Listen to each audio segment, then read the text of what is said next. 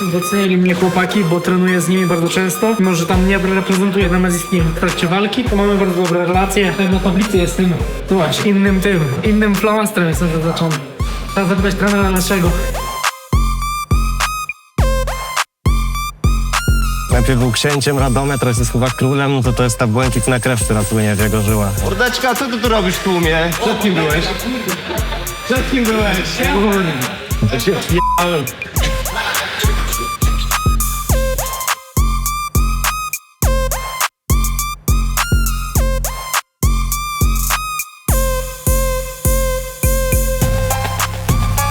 No nie jest to najszczęśliwszy dzień w moim życiu, bo dostałem wiadomość, że mój pies, który był ze mną 12 lat tak naprawdę, bo w moim rodzinnym domu dzisiaj odszedł, także mocno się zastanawiałem, czy nie zawrócić się do domu, jak dostałem tą wiadomość. Trzeba robić swoje tak naprawdę, niestety, nigdy nie zabolało mnie nic chyba tak mocno jak ta wiadomość. Pękło mi serducho, ale muszę robić swoje, wiem, że dużo osób na mnie liczy, chcę, żebym wygrał tą walkę, także robię to nie tylko dla siebie, ale dla wszystkich moich bliskich, dla wszystkich moich kibiców i wiem, że nie mogę zawieść. To jest dobra ucieczka dzisiaj, jak idziesz na trening i to wtedy myślisz o robocie, chociaż czasami wiadomo, te myśli gdzieś uciekają przy takich momentach, ale trzeba było się dzisiaj skupić też na robocie i wydaje mi się, że te sparingi mimo tam gdzieś moich ran całkiem dobrze wyszły i czuję, że jestem w bardzo dobrej formie, moje cardio jest na miejscu, mam dobrą wagę i czuję się naprawdę gotowy.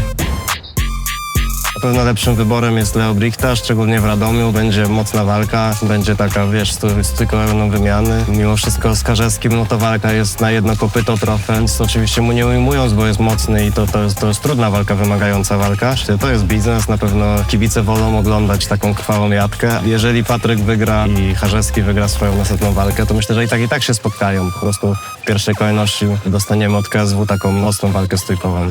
I to nie ty powinieneś być w tej walce. Miałem walczyć w tej walce, nie oczywiście.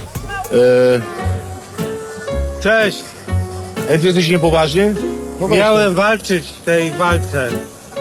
Coś powiedz, ale idziesz albo przechodzisz, albo co? Idź w tą stronę. Ale idź stronę. Dobra, przechodź.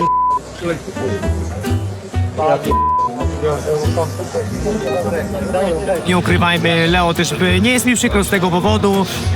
Ja mam też inne plany w głowie, nie śpieszy mi się, poczekam na wygranego z tej walki, totalnie na spokojnie. Dobry wybór ze względu na promocję, widowiskowość tej walki i też tak jak po głębszej analizie myślę, że sprawiedliwe, bo jednak jeżeli by nie było walki Brichty i Charzewskiego, to pewnie walczyłbym teraz z Charzewskim, mimo że nie ma on za bardzo widowiskowego stylu. Brichta zmiażdżył Charzewskiego, pokazał różnicę poziomów, dlatego jeżeli by Charzewski dostał tą walkę opasną, to też Brichta mógłby się wkurzyć, że kurde, zlałem tego gościa jak, nie chcę tego mówić, ale do jednej bramki zdeklasowałem go, a on dostaje walkę o pas, ja nie.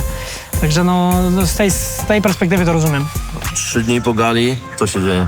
3 dni po gali? No. No po gali 3 dni to tak, trzeba będzie wytrzeźwieć. A, moje urodziny, no tak, a ja jakoś wiesz co, tak kurde, jak już teraz czuję się już trochę starszy, to przestaję tak mnie interesować to data urodzin, bo ta 30 się powoli zbliża, wiem, że ciągle wyglądam na jakieś 23-24 lata, ale niestety rzeczywistość jest inna, dlatego te urodziny 28 już 3 dni po gali, ale kurde, tak nawet o tym nie myślałem, zapomniałem o tym. Także jak mnie zapytałeś, to w ogóle nie skumałem, że to już zaraz. Interia to była, pozdrawiam panowie, niesamowity clickbait. Tak, i jeszcze wczoraj z Piotrkiem Kuberskim coś się z tego śmiałem, bo powiedział, że jestem mistrzem bez walki, bo ja mu cały czas łupię, że jest mistrzem marketingowym wciąż, a ja już nie. Ale on powiedział, że jestem mistrzem bez walki i mówię, że zachowujesz się jak Interia, bo oni dali taki artykuł, że apelował do prezydenta i został mistrzem bez walki. Muhammad Ali powiedział, że nawet jeżeli nie jesteś najlepszy, to musisz sprawić tak, żeby myśleli, że jesteś najlepszy. I widzisz, jeden telefon do prezydenta i mam pas, co będę mówił.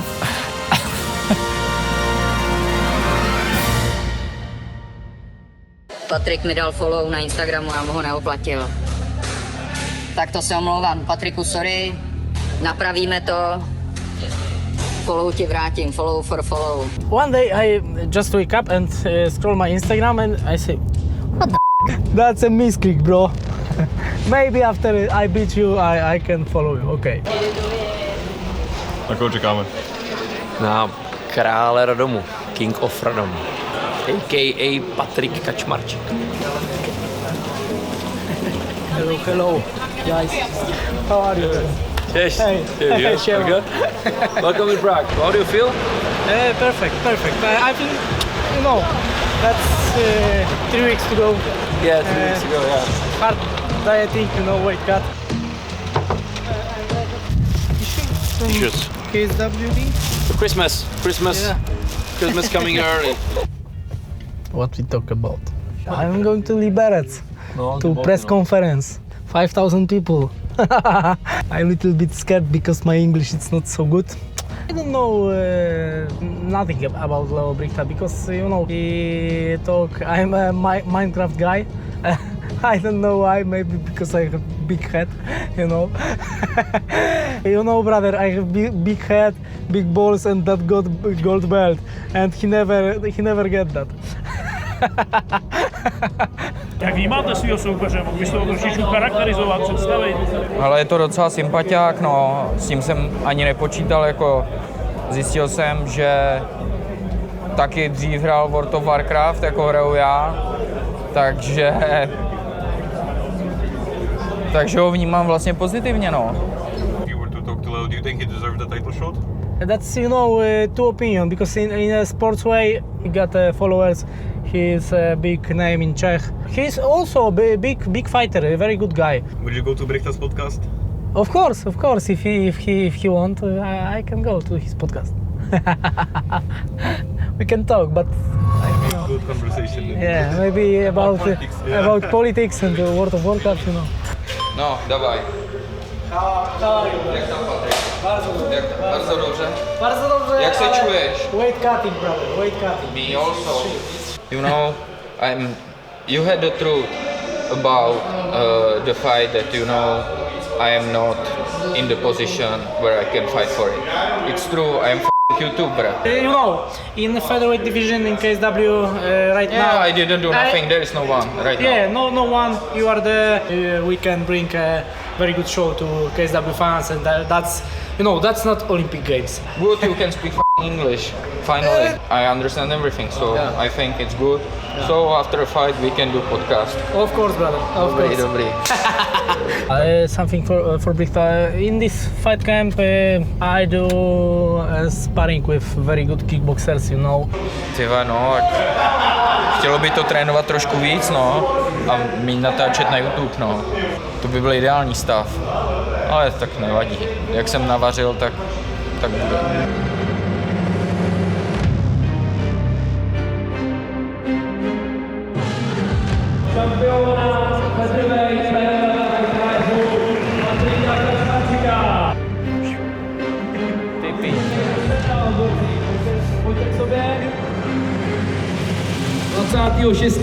Radom, XTB, KSU 119. Pojďme pozbudit!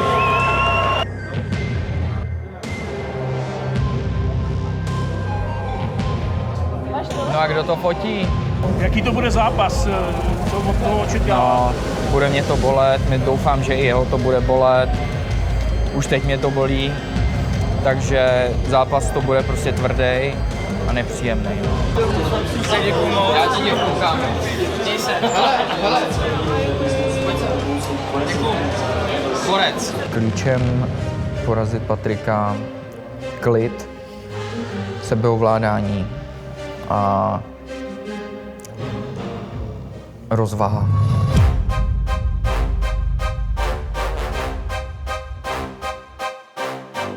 Wydawało mi się, że z takim związaniem się z KSW będzie wiązała się trochę większa presja.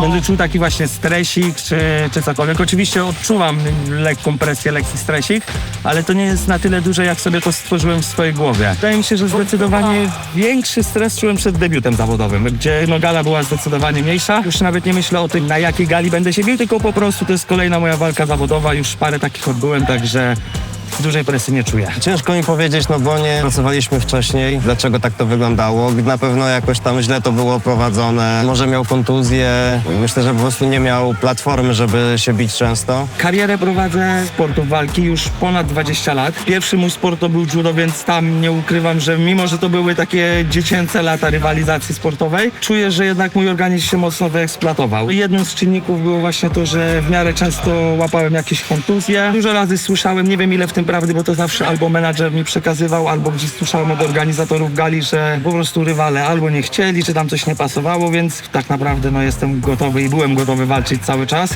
A że tak to wyglądało, za bardzo na to wpływu nie miałem. No i myślę, że każdy, kto byłby na moim miejscu, to zrozumiałby to wtedy tak dopiero dokładnie, że wszyscy wiedzą, że za trenowanie i za spędzanie czasu tutaj na sali nikt nie płaci.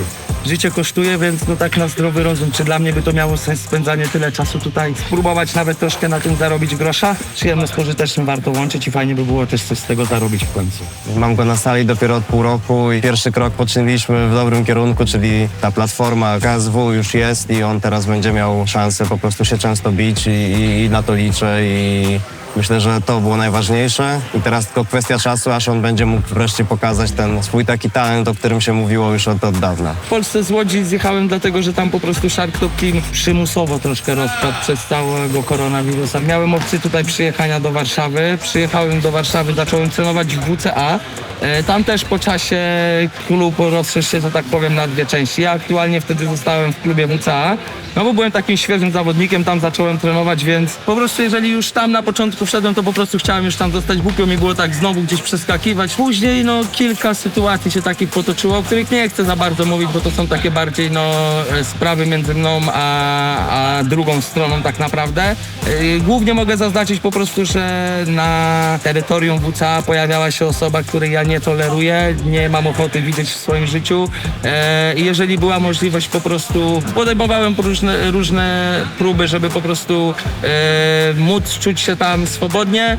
Nie wyszło, także zdecydowałem, że nie będę po prostu robił jakichś afer, czy nie wiadomo jakich gównobóż. Po prostu zadecydowałem, że ja odejdę stamtąd. Tak poczyniłem. Chwilę nie trenowałem w żadnym klubie. Wiązać się z jakimś klubem za szybko, żeby zaraz znowu coś, nie wiem, może jakaś nieprzemyślana decyzja, którą zaraz będę musiał zmieniać, to znowu bym wyglądał w oczach ludzi na takiego niezdecydowanego gościa, więc po prostu dałem sobie chwilę, żeby siąść, przeanalizować wszystko dokładnie, zadecydować, które miejsce będzie dla mnie najlepsze. Wybrałem Skrę, no to jestem na siebie tylko zły, że nie zdecydowałem tak wcześniej, bo naprawdę atmosfera, trenerzy, sparring partnerzy, koledzy z maty, wszystko jest topka, nie mam o co się przyczepić. No, wywodzę się z judo. W judo miałem taki, można powiedzieć, pierwszy klub, w którym naprawdę czułem, że trenerzy robią coś z pasji. No i powiem wam, że w Skrze zaczynam czuć taką samą atmosferę, jaką czułem w tym klubie judo, a zaznaczę, że po treningach w klubie judo nie potrafiłem odczuć takiej samej atmosfery. I tutaj zaczynam czuć powoli to samo, także też tutaj z trenerem Robertem Złotkowskim cały czas byliśmy w formie, tak jak nie miałem teoretycznie klubu, to z trenerem Złotym cały czas byliśmy w treningach, także na stójkę Kauszena jestem przygotowany. Ja zawsze źle, tylko krytykę słyszę w swoją stronę, a z swojej strony to już w ogóle tragedia. Tylko Kacper popraw to, popraw tamto, Kacper za mało jesz, Kacper czemu zjadłeś dzisiaj tylko 2 pączki, a nie 10? Rady od Tymka. A trener widzę już, dobra, ja sobie zapamiętam trenerze, widzę po której stronie trener stoi. Zawsze po twojej. No mam nadzieję, co? Robert Złotkowski team. To teraz. No to chłopaki tylko po kolei, żeby nikt 2 razy nie mogą. Trener idzie pierwszy. Nie będziesz chciał to robić. W sumie lepiej przed walką. Ja go w parterze załatwię już, jak będzie leżał. Tymek tak jak ty. Ja pomyliłem sporty. No a to często słyszę, że dawaj, ostatnio mi brat, zgadałem z bratem i mówi do mnie, wysmaruj się na brązowo tym brązerem jak kulturyści na ważeniu. Kilka pozycji pisałem. Zadałbym się? No dobra, jak przegram walkę, to myślimy nad Sopotem, bo jest chyba jakoś wakacje debiuty, nie? Sylwetka plażowa. Ale poznaniem nam się podobało. Widziałem parę filmików. Trochę gejozą geje. Ja myślę, że... To ty zazdrościsz, co? Może trochę. No nie to, żebym chciał się jakoś o sobie za dobrze wypowiedzieć, ale trochę się zdziwiłem, bo przed zgłoszeniem mojej gotowości do tej walki słyszałem właśnie, że odrzucał przeciwników, czy tutaj też nawet z maty ode mnie kolegów. Lekkie to było dla mnie zdziwienie, że się zgodził. Nie ukrywam, że ja to obstawiałem, że raczej nie weźmie tej walki po tym, co słyszałem, no ale jednak znając moje pechowe szczęście, że tak powiem, to jestem w bardzo dużym szoku, że przyjął tą walkę. Mam nadzieję, że mnie lekceważy i że go naprawdę zaskoczę w tej walce, bo nie dość, że jestem w przygotowaniach całe życie, to do tej walki naprawdę wszystko podpinałem jak trzeba i wydaje mi się, że to będzie moja taka no nie chcę powiedzieć życiowa forma, bo na taką jeszcze przyjdzie czas, ale pokazać się w klatce KSW w takim wydaniu, w jakim jeszcze nigdy nikt mnie nie widział. Jestem zadowolony, że dostałem zawodnika. Ciężko mi powiedzieć wysokiej klasy, bo jest jeszcze to jednak niedoświadczony młody zawodnik. Zapowiada się bardzo dobrze. No mam nadzieję, że ja troszkę mu utrudnię tą karierę w MMA. Dużo o nim gadają, jest na niego mega hype, także dla mnie nic, tylko się cieszyć. Jestem stawiany w roli underdoga z tego, co widziałem i słyszałem, także podwójna radość będzie po zwycięstwie. Czy bym go mierzył miarą Parnasa, tak? Ciężko mi powiedzieć szczerze. No nie wiem, ma przed sobą jeszcze tak naprawdę dużo czasu. Te kariery toczą się różnie tak naprawdę. To dużo szczęścia też trzeba mieć w tym wszystkim. Zapowiada się świetnie, nieźle. No mam nadzieję, że będzie jeszcze lepszy niż Parnas, bo dla mnie nic lepszego niż mieć później tylko takiego gościa w rekordzie. 3 ostatnie walki w 66 kg to mnie najbardziej interesuje, bo on trochę inaczej wygląda w tej kategorii 66 kg niż w 70, nie ukrywam. Nie wiem, czy to jest najlepszy pomysł dla niego schodzić do tej kategorii. Zresztą widząc go gdzieś na konferencji prasowej w Czechach, to stwierdzam, że no mocno jest wysuszony chłopak i musi tam trochę nie dojadać. Leo jest dobry wszędzie. Nie jest to tylko striker, ale również ma ten grappling, zapasy. No z Martinsem uratował, wydaje mi się, nawet te chwyty, bo tam leżał w tej walce na deskach już i jakby nie te zapasy, to mogłoby być różnie. A jeżeli Leo pójdzie ze mną w zapasy, no to może być mu ciężko. Wiesz, jak lecisz ze spędzonym kolanem, no to kontrolować to bardzo jest w gruncie rzeczy trudno. Tak jak mówią, żeby nie kopać w zapaśników i to jest moim zdaniem największy bullshit. Jeżeli trener jakiś mówi, żeby nie kopać w zapaśników, no to nie jest najlepszym trenerem. Przykład ostatni Arek Wrzosek, Szymon Bajor. Kopnął w zapaśnika i dzięki, cześć. Wszedł w nogi akurat na kopnięcie. Zdecydowanie ciężej się wchodzi w nogi komuś, kto kopie cały czas. I wiesz, i masz ten taki strach przed tym, że jak wejdziesz w te giry, to albo cię jakieś kolano spotka, albo fronta ktoś będzie chciał kopnąć i dostaniesz kolanem w ryj. Midla chce kopnąć, dostaniesz kolanem w ryj przy wejściu w nogi. A jak goś tylko boksuje z tobą, jeszcze ucieka od ciebie, to masz najłatwiejszą rzecz na świecie. Czyli uważasz, że zapaśnik niekoniecznie ma łatwiej wychwycić tą nogę? No niech próbuje. Jak mu wyjdzie Midla z tej siły, jak będzie chciał go złapać, to życzę mu powodzenia. Mocno mam Ciężko. Zrób to, żeby nie było ciężko. Podobno jest taka rzecz, w której wszystko ustaje, nie? W walce. Majście, weź nie Lepiesz. Lepiesz, tak. I wszystko ustaje. Powiem mail. Dobry temat. Zajebista obrona wszystkiego. Szybko klepiesz? No klepiesz? No. Patrz. No. Ty klasy zarobiona. No nie wiem. Wiesz, co masz robić, nie? Ustawić czas na zegarku dużym? Nie, ale sobie wiesz, włączę sobie ten. Dobrą wysokość ustawiłeś? Weź, Dobrą wysokość ustawiłem pod siebie? Tutaj. Nie, to była taka, teraz ja zmienię sobie na swoją. Na ósemkę. Później zobaczysz, co na naszym będzie.